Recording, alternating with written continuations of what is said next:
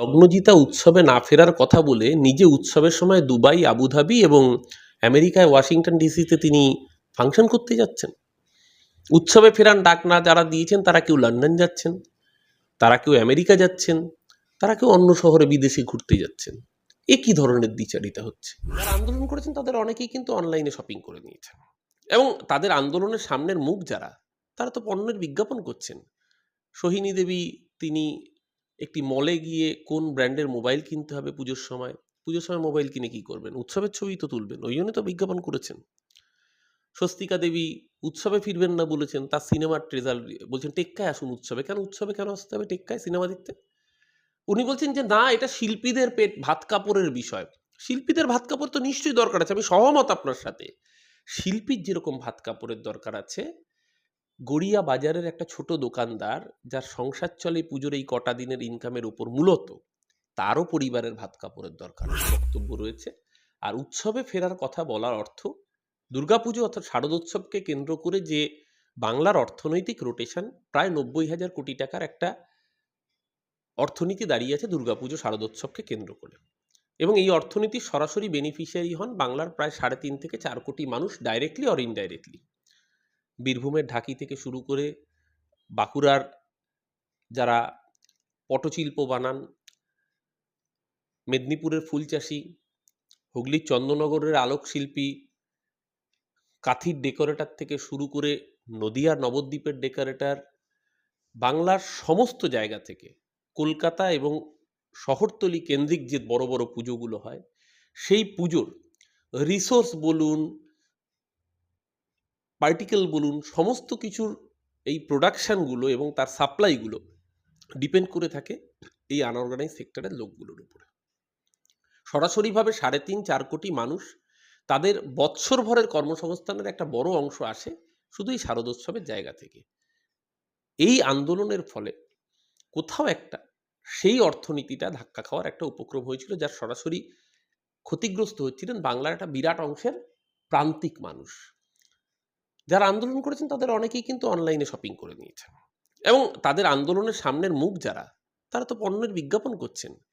সোহিনী দেবী তিনি একটি মলে গিয়ে কোন ব্র্যান্ডের মোবাইল কিনতে হবে পুজোর সময় মোবাইল কিনে কি করবেন? উৎসবের ছবি তো তুলবেন, ওই জন্য তো বিজ্ঞাপন করেছেন। স্বস্তিকা দেবী উৎসবে ফিরবেন না বলেছেন, তার সিনেমার ট্রেজার বলছেন টেক্কায় আসুন উৎসবে কেন আসতে হবে টেক্কায় সিনেমা দেখতে? উনি বলছেন যে না, এটা শিল্পীদের পেট ভাত কাপড়ের বিষয়।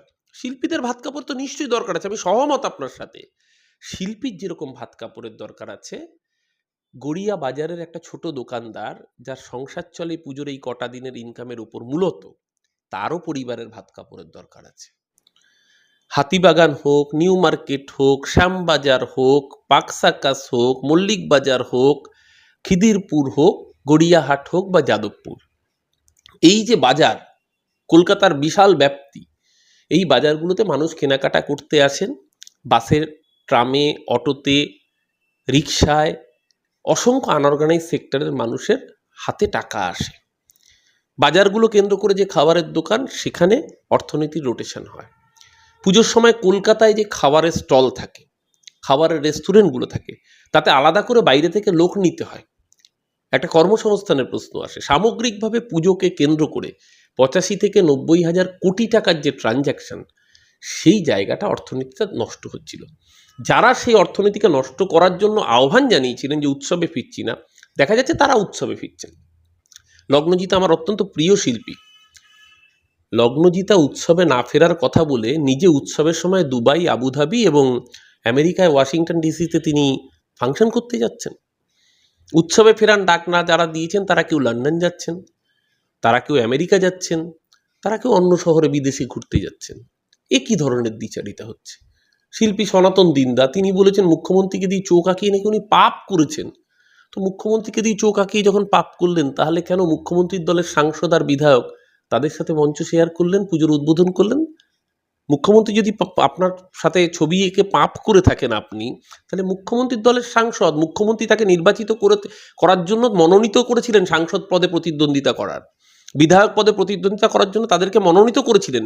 সেই মুখ্যমন্ত্রীর দলের প্রতিনিধির পাশে দাঁড়িয়ে গদগদ হয়ে ছবি তুলতে আপনার বিন্দুমাত্র দ্বিধাবোধ হলো না? নাকি ওখানে পুজো কমিটি ক্লাব কমিটির থেকে টাকাটা পেতে হবে, তাই জন্য টাকার জন্য আপনার বেলায় সমস্ত সাতক্ষণ মাপ হবে? এই যে ভয়ঙ্কর হিপোক্রেসি, দেখুন সনাতন দিনদার শিল্পী হিসেবে আমার ধৃষ্টতাই নেই সনাতন দিনদাকে বিচার করবার। তিনি অসম্ভব বড় শিল্পী, গুণী শিল্পী, বাংলার অন্যতম শ্রেষ্ঠ শিল্পী সনাতন দিনদার, তাতে কোনো দ্বিমত নেই। কিন্তু এই পলিটিক্যাল স্ট্যান্ডের হিপোক্রেসি, তার জন্য সেটা উপেক্ষিত হয়ে যেতে পারে না। ওনারা বলেছেন উৎসবে ফিরবো না, এবং এদের কথায় তো মানুষ ইনফ্লুয়েন্স হয়। যারা বুদ্ধিজীবী, যারা সমাজের বিভিন্ন পেশায় প্রতিষ্ঠিত মানুষ, তাদের কথায় প্রান্তসীমার মানুষ তারা অনেক বেশি ইনফ্লুয়েন্সড হন। তারা ইনফ্লুয়েন্সার। তারা মানুষকে কি ইনফ্লুয়েন্স করলেন? একদিকে গরিব মানুষকে বললেন উৎসবে না ফিরতে, একদিকে নিজেরা উৎসবের মাধ্যমে টাকা কামাচ্ছেন।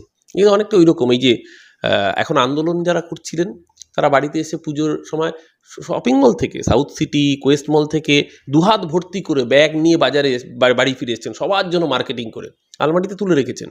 বাড়ির কাজের গৃহপরিচারিকা যখন বোনাস চাইছে বেতনের সাথে, তখন বলছেন না, এবার তো আমরা পুজোয় ফিরছি না, এবার বাপু বোনাস ফোনাস চিও না।